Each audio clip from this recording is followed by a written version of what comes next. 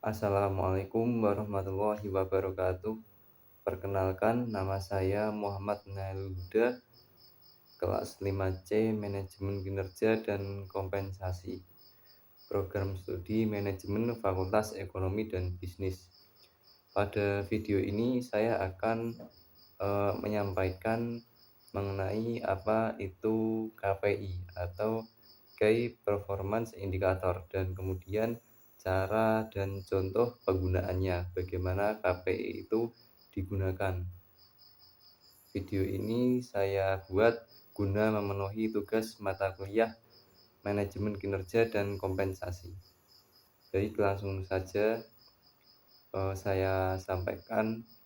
Ini yang saya ambil untuk sebenarnya kan KPI ini kan seperti ini alat ataupun indikator di mana KPI ini digunakan untuk mengukur sejauh mana perusahaan itu menjalankan pekerjaannya, menjalankan tugas-tugasnya sampai keberhasilannya itu sampai di mana untuk mencapai tujuannya. Jadi Key Performance Indicator ini akan mengukur sejauh mana perusahaan itu berhasil dalam mencapai tujuannya. Nah, ini yang saya buat itu untuk Departemen HRD, karena kan kalau di perusahaan itu terdiri dari berbagai departemen ya, itu ada HRD, kemudian atau SDM, kemudian ada Departemen Pemasaran, kemudian ada lagi mungkin keuangan dan produksi, dan masih banyak lagi. Nah, ini kan berhubung saya di Departemen HRD, jadi di sini ada 5 poin.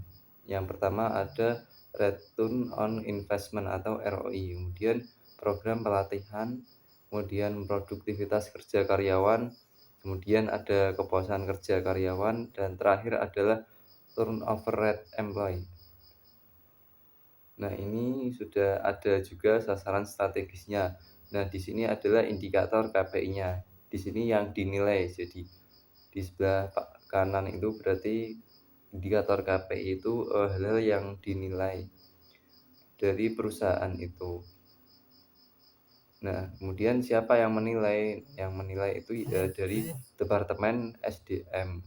Karena ini kan juga Departemen HRD ya. Nah, di sini ada target, di sebelah paling kanan itu adalah target yang harus dicapai. Nah, ini saya cari yang seperti umumnya ya.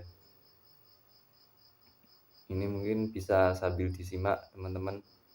Ini untuk sasaran strategis itu masih dibagi lagi ya, tiap poin itu ada lagi. Kemudian di sebelah kanannya itu KPI-nya, poin-poin yang dirinci kembali.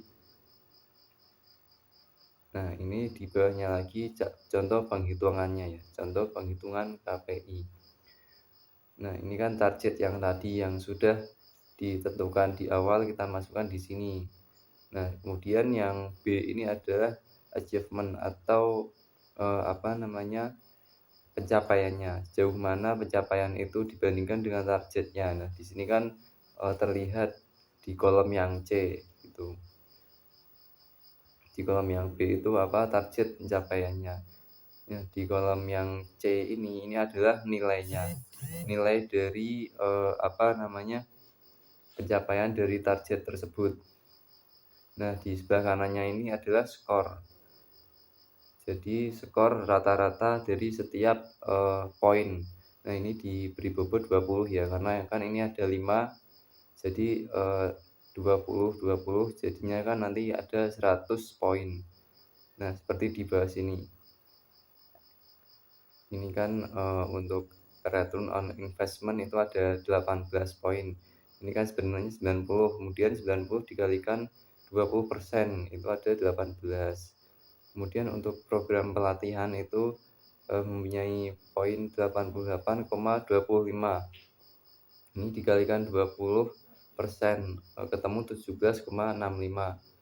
Kemudian produktivitas kerja karyawan itu ketemu 98,25, kemudian dikalikan 20%, 19,65 ketemunya.